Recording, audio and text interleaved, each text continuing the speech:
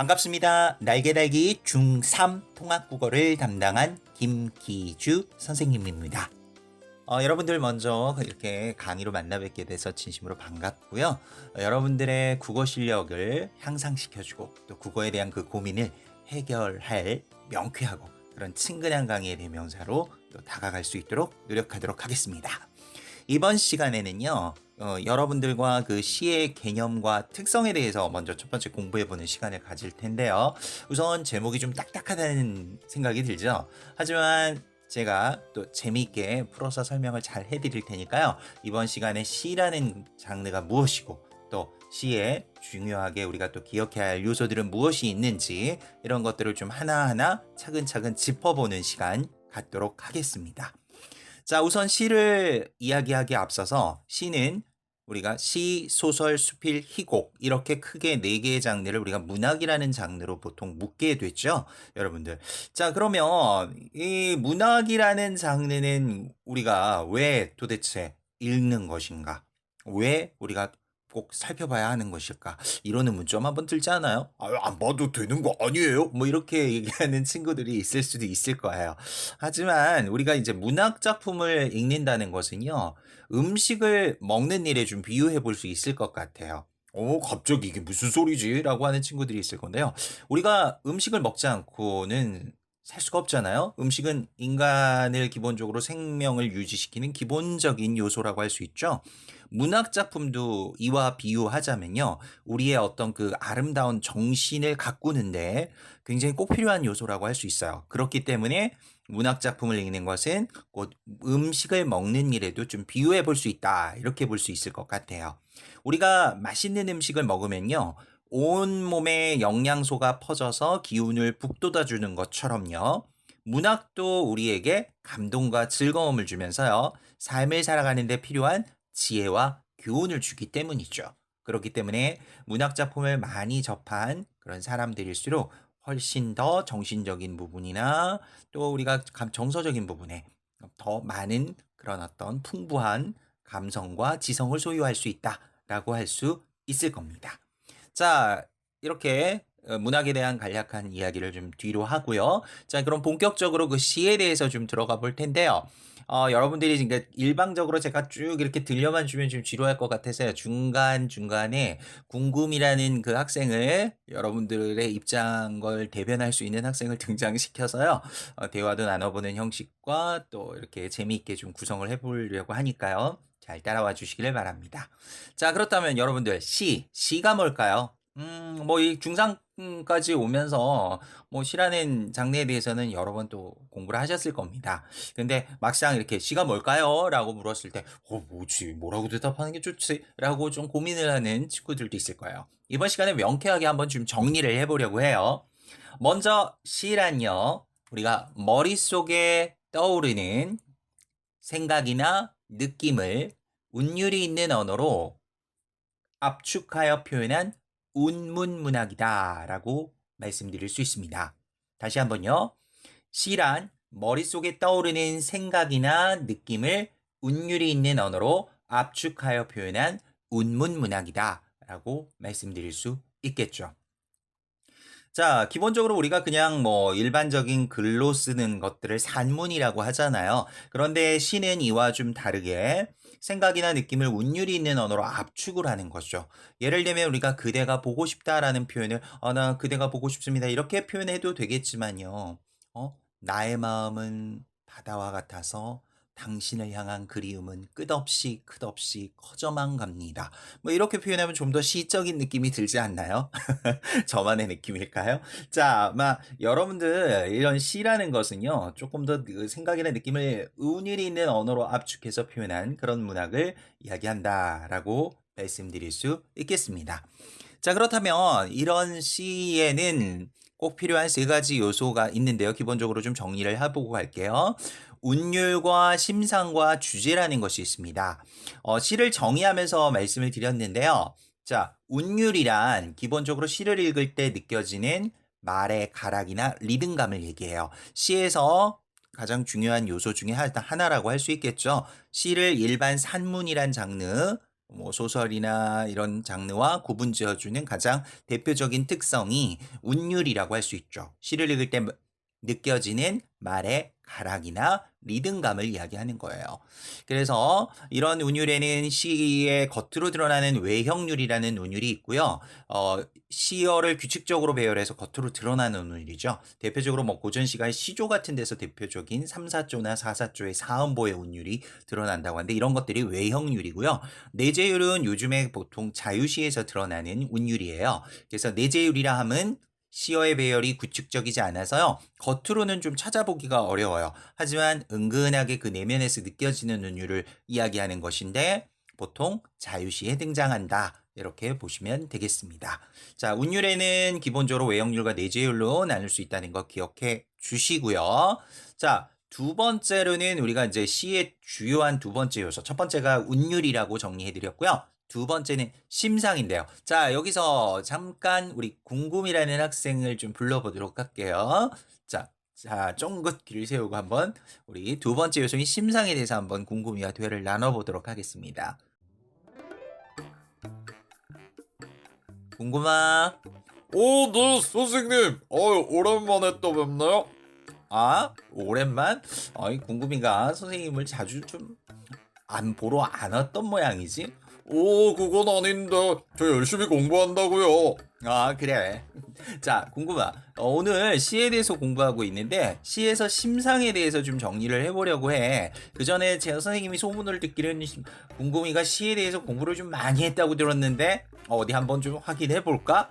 물론이죠. 자, 한번 그럼 진행을 해볼까요? 선생님 물어보세요. 그래.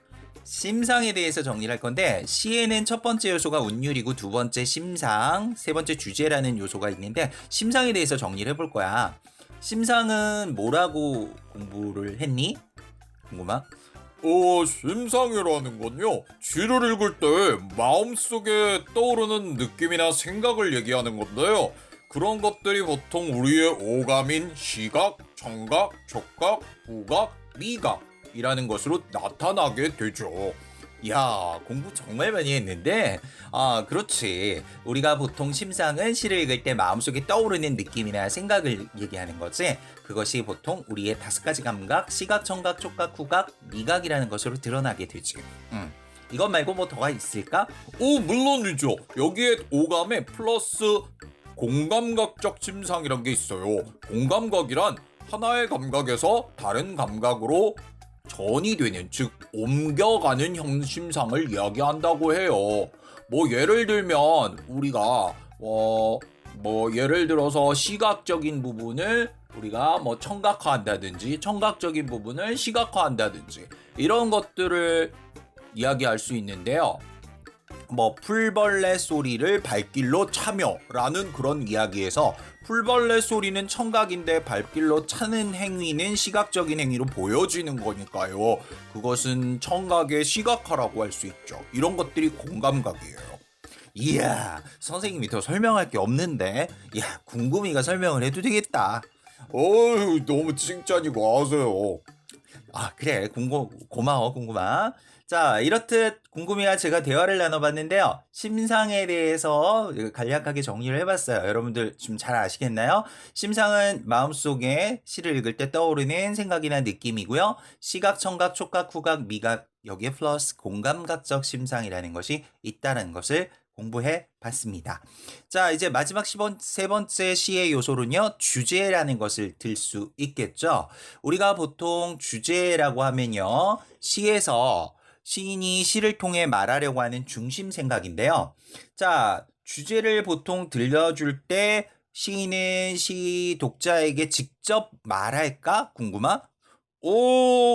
그럴 수는 없을 것 같아요. 문학이란 일반적으로 자신의 생각이나 느낌을 운율 있는 언어로 압축해서 표현한다고 했잖아요. 그렇기 때문에 시인은 시에서 주제를 전달할 때 뭐 자신이 처한 상황, 정서, 태도, 어조를 통해서 주제를 독자들에게 돌려서 말할 것 같기 때문에 직접적으로 말하진 않을 것 같아요. 그렇지. 아주 잘 알고 있구나.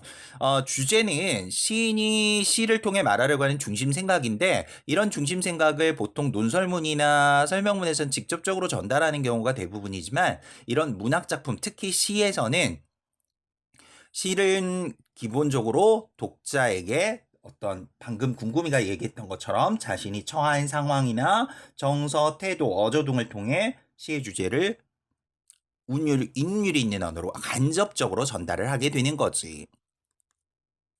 아, 그렇군요. 야, 제가 그럼 제대로 공부한 게 맞네요. 물론이지. 역시 궁금이는 똑똑해요. 감사합니다. 자, 그래서요, 시인은 이런 주제를 통해서 또 자신의 생각이나 느낌을 또 돌려서 이야기를 하게 되는 건데요. 자, 그렇다면 여기서 우리가 이렇게 듣고만 갈 수는 없겠죠. 여러분들이 직접 한번 참여해 볼 수 있는 팝 퀴즈.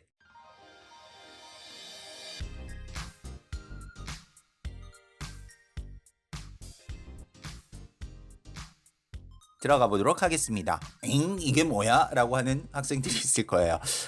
우리가 이제 오디오 강의라는 특성상 그냥 귀로 듣고 한 귀로 들렸다 한 귀로 흘려버릴 수 있는 그런 좀 단점이 있을 수도 있어서요. 좀 확인하고 가자는 의미에서 마련한 코너니까요. 여러분들 잘 들으셨다면 쉽게 풀 수 있는 문제들입니다. 자, 그럼 앞에 배웠던 내용들을 참고해서요. 보도록 할게요. 자, 자, 이 팝 퀴즈 한번 진행해 주겠니? 네, 감사합니다. 저한테 이런 기회를 주셔서 정말 감사해요. 물론이지. 자, 그럼 팝 퀴즈 여러분들 출제하겠습니다. 잘 들어보세요. 자, 먼저 주관식 문제인데요. 한 단어로 답해 주시면 돼요. 뭐란 머릿속에 떠오르는 생각이나 느낌을 운율이 있는 언어로 함축하여 표현한 문학이다.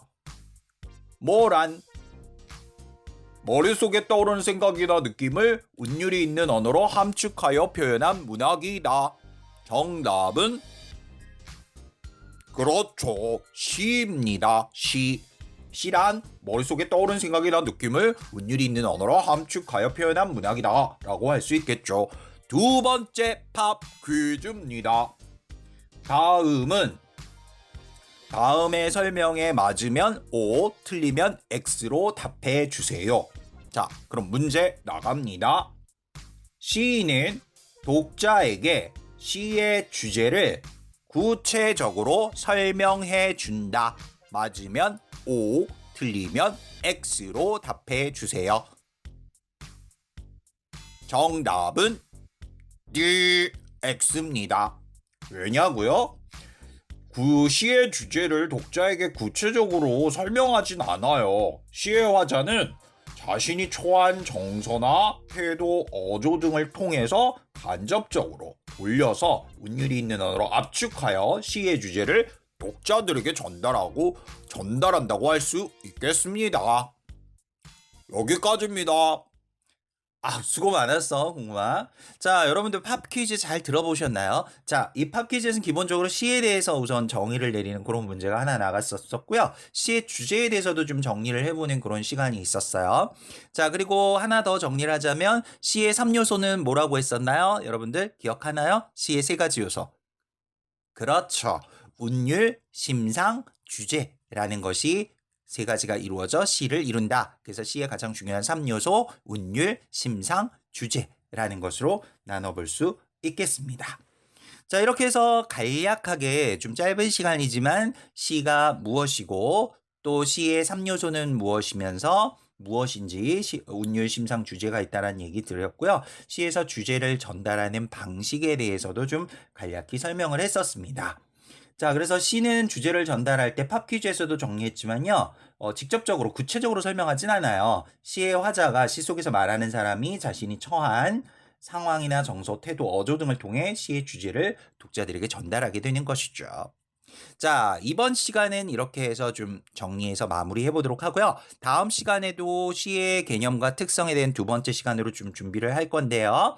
자, 다음 시간에는요. 시 속의 화자, 시에서 말하는 사람, 화자에 대해서 좀 더 구체적으로 알아보고요. 또 여기에 시에 쓰임 주요 표현법에 대해서도 좀 살펴보는 시간 갖도록 하겠습니다. 자, 이번 시간 여러분들 어떠셨나요? 자, 재밌게 잘 들어주셨으면 좋겠는데요. 자, 한 번만 듣지 마시고 여러 번 반복해서 들으셔서 여러분들 것으로 완전히 체화하시기를 바라겠습니다. 여러분들 걸로 완전하게 받아들여 주시면 좀 더 여러분들의 국어 실력을 업그레이드 하는데 큰 도움이 될 거라고 선생님은 확신합니다. 자, 그럼 저는 여러분들 다음 강 또 준비해서 여러분들 만나 뵙도록 할게요. 자, 다음 강에서 뵙겠습니다. 수고하셨습니다.